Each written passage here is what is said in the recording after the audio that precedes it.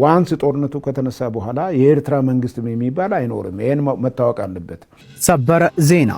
አካል ሰራዊት ትግራይ ዝኾነት አርሚ 35 ናብ ሱዳን ንክተኣቱ ተኣዚዛ ተባሂሉ ጽምዶ ንሰላምን ልምዓትን እምበር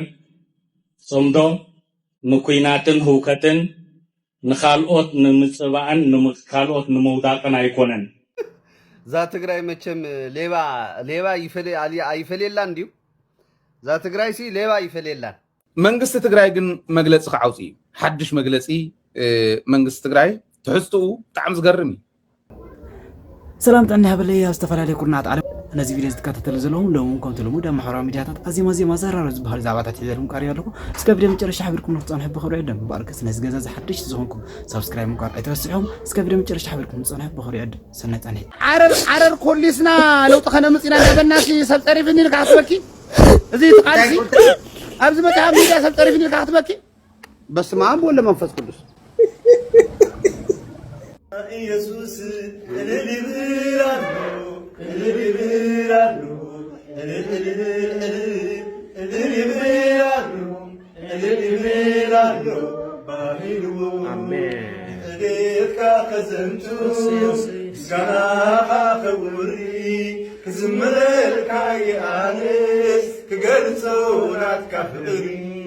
نعبيتك خزنتو مسكنا خوري كزملك يا انس تقنصونات كفري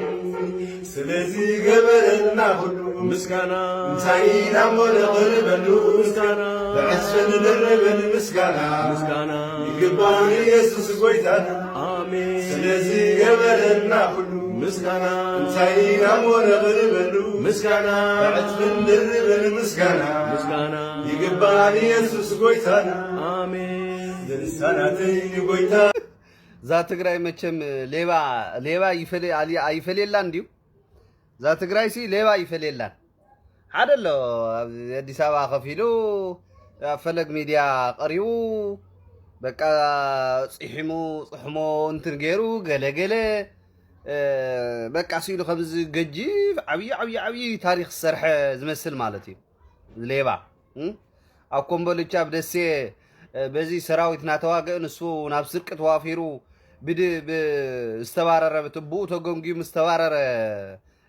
وربلا درافئيه قال ملا يزبل درفو مرأي مساويون تقارو تروقو يلو استزاره بسبعي بديسبلين هانج تغيرو بس بديسبلين كاب تقومجيمو خطوكو زحادره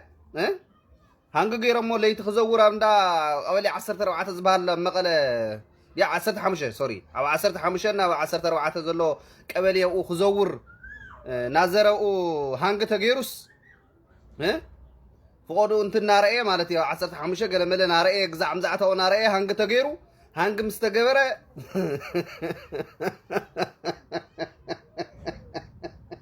وي تعمر وي قد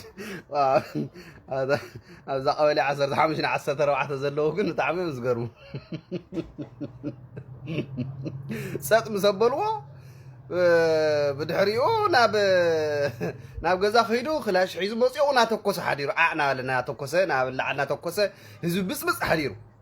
بزي مخنيات سراويت تقومجيمو كاب سراويتو تسناويتو ኣብ ሊብነት ኣብ ግዛዓን ዝነበረ ሰብኣይ ሎም ማዓንቲ መጽዩ ዲያስፖራ ዘለኹም ሓደ ሞغዓ ንስታሊን ዝኣኽሉ ንሃይለ ዝኣኽሉ ዓበይቲ ሚድያታት ንህዝቢ ትግራይ ካብ እዚ ኩሉ ጸላም ዘውፁ ክንደይ ታሪክ ዝሰርሑ ሰዓት ንኣቶም ክትሽት በኣኸ ኣፍ በትናት ከመልሓስ ኣፍ ክዝሮም ኣይግብኦምን ድሓን ንዓናስ እኳ ተዛረብ መጠና ኣይኮንካን ግን عبيت سواتون كنت وقت لزرع أخوة مالتي بحافظ شو مطعمي يزقرم مطعمي يزقرم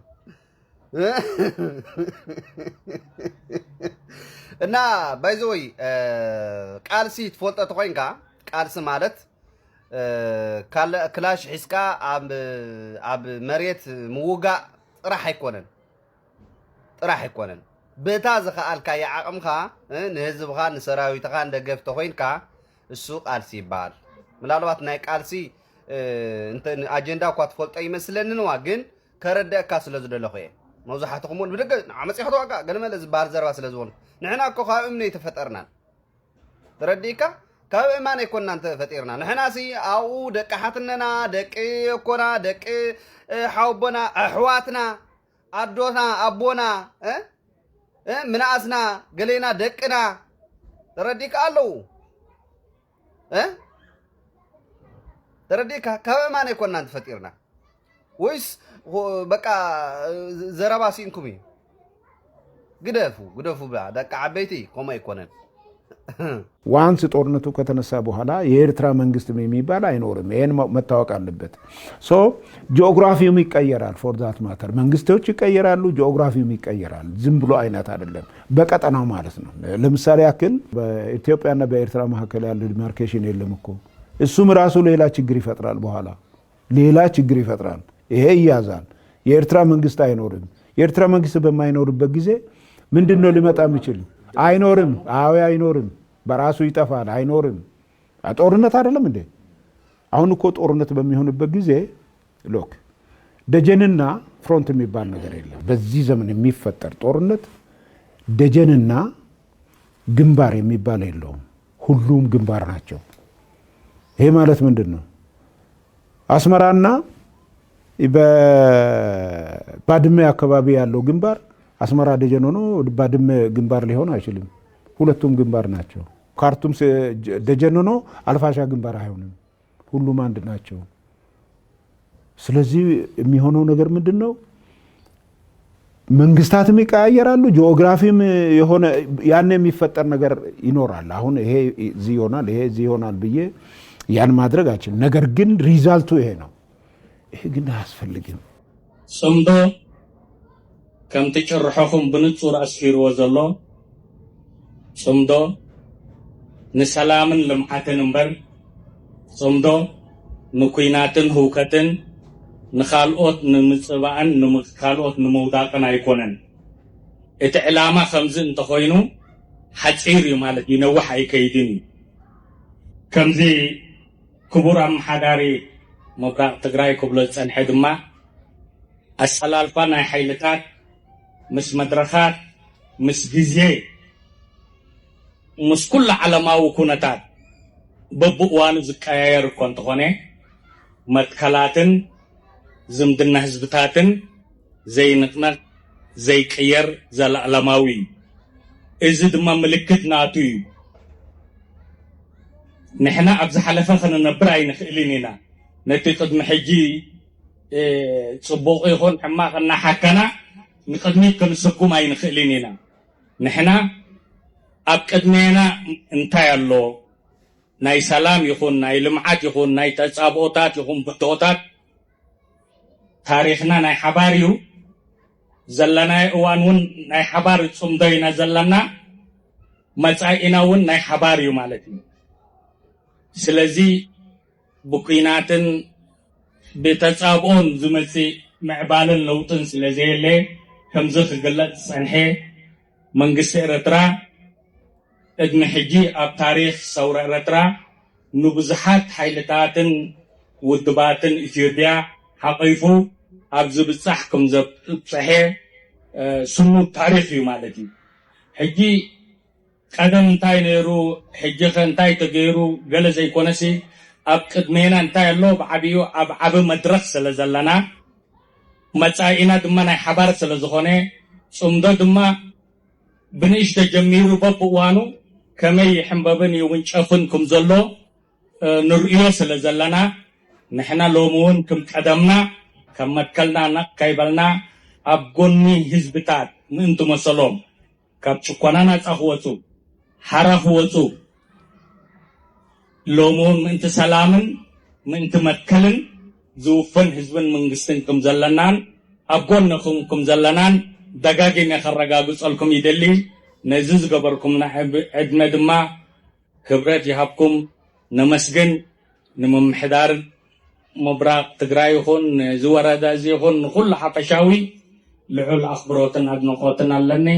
ዓወት ንሓፋሽ ይቀኒየለይ ህዝቢ ትግራይ ብ30 ዓመት ውሽጥ ኣብ ሕሱም ድኽነት እዩ ዘሎ ኣብ ኢትዮጵያ ተዛዓበየ ድኽነት 29% ኣብ ትግራይ ዘሎ 3.8 ሚልዮን ተጋሩ ብሴፍትነት እዮም ዝነብሩ 10 ኪሎ ወዲ ዓኸር ዝበሃል ትፈልጥ ኢኻ ናሸላ ወዲ ዓኸር እንዳተሰፈረሎም እዮም ዝነብሩ ኣበይ ሎ ትለውጢ ኣበይ ሎ ትምዕባለ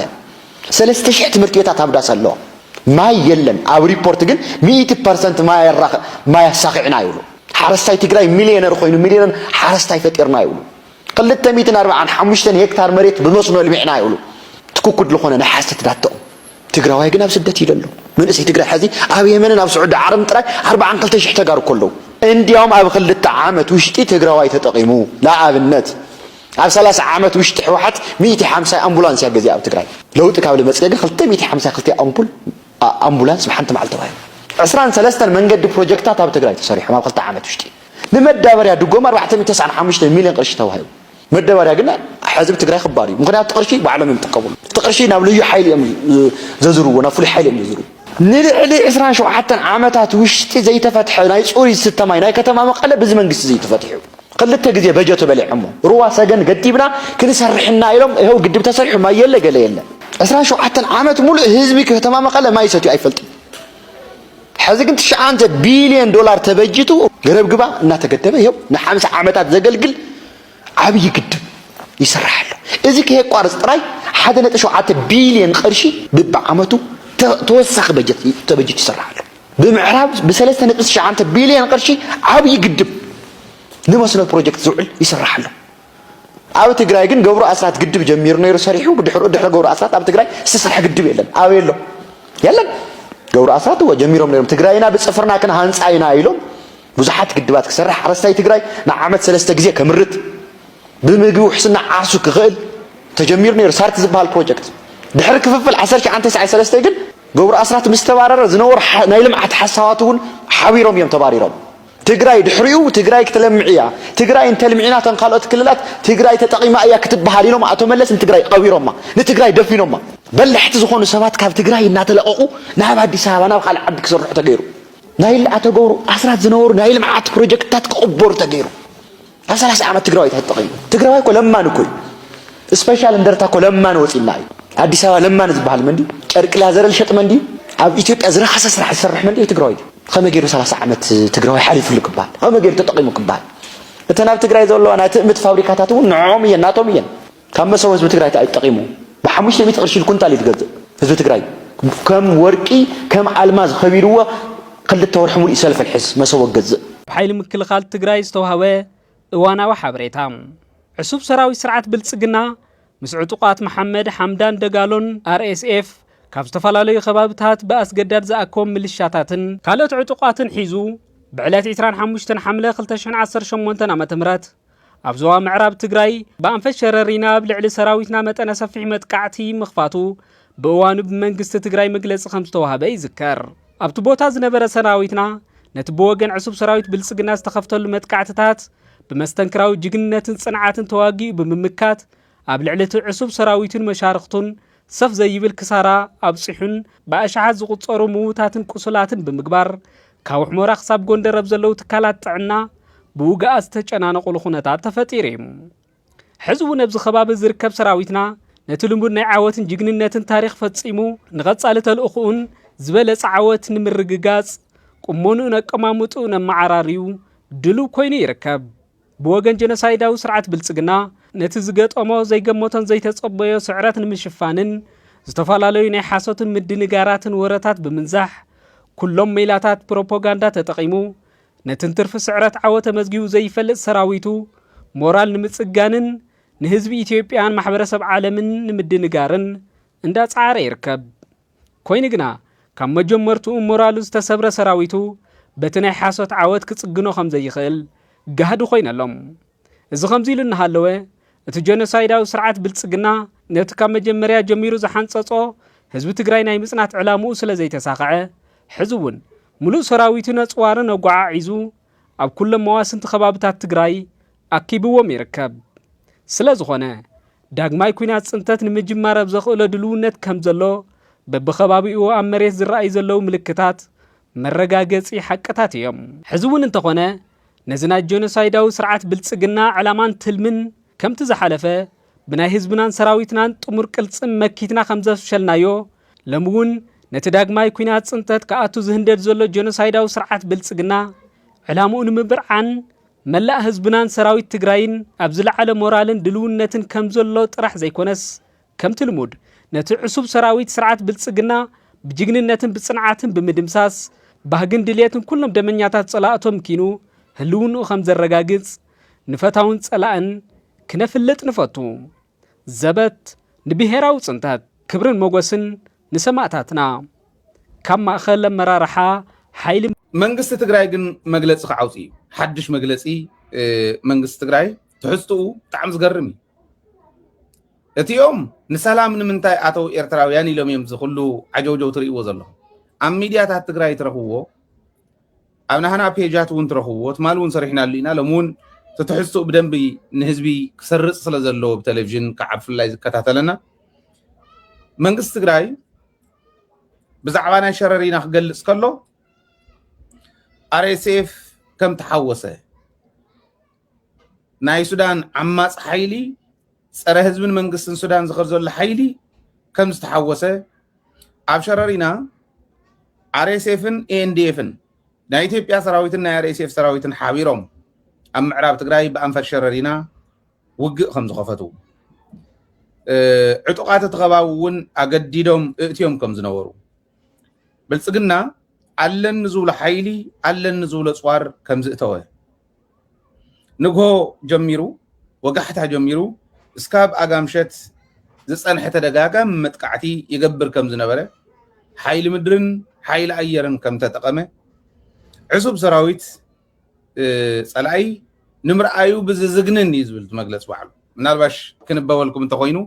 I think ይንበብ እዩ ብፍላይ ብቴሌቪዥን ንትርኢና በደንብ ገይሩ ክንበበልኩም እዩ እዚኣ እታ መግለጽ ንምርኣዩ ብዝዝግንን መልክዑ እዩ ሃሊቁ ይዝብል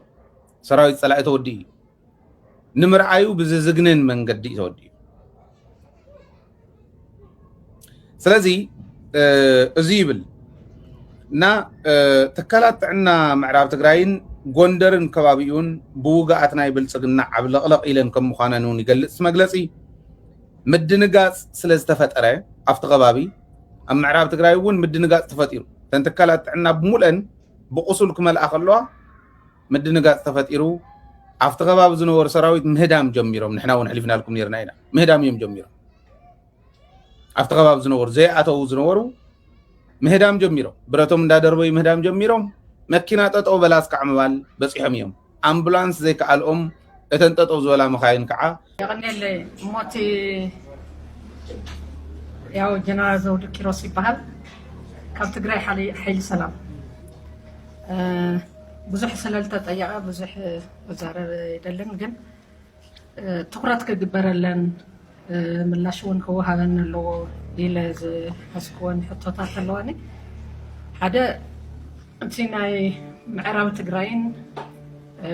ደው ትግራይን በጸላእቲ ተተሓይዙ ዘሎ ኮንቴክስት ኤሪያ ዝበሃል ወይ ድማ ኣከራኻሪ እናተባሃለ ዝፅዋዕ ንሕና ከም ተጋሩ ኣከራኻሪ የብልና ኣከራኻሪ እናተባሃለ ዝፅዋዕ ፐርሰናሊ ይቕበሎን ከም ትግራይ ስለ ዝኾነ ማለት እዩ ካልኣይት ታሪኻዊ ቦርደር ትግራይ ይፍለጥ እዩ